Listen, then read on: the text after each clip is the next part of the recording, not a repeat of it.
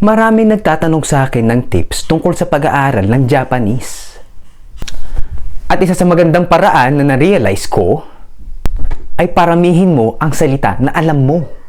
Lalo na yung mga salita na ginagamit sa pang-araw-araw. Explain ko sa'yo para mas maintindihan mo. Siyempre, kailangan mo din talagang maintindihan ng particles.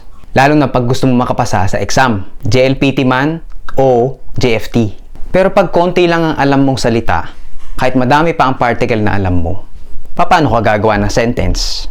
Simulan mo sa paligid mo. Example, anong Japanese ng salamin? Megane. Anong Japanese ng watch?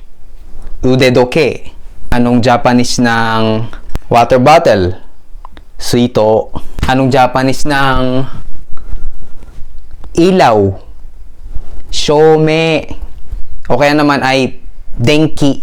Ano sa Japanese ang buhok? Kaminoke. Alam mo ba sa Japanese ang bawat body parts mo? Doon mo simulan. Alam mo ba sa Japanese lahat ng mga bagay na nakikita mo sa loob ng bahay mo? Kwarto lang pala to. Sorry. Anong Japanese ng plato, kutsara, baso, kawali? Simulan mo sa mga pang-araw-araw na bagay at sigurado mag-i-improve ka.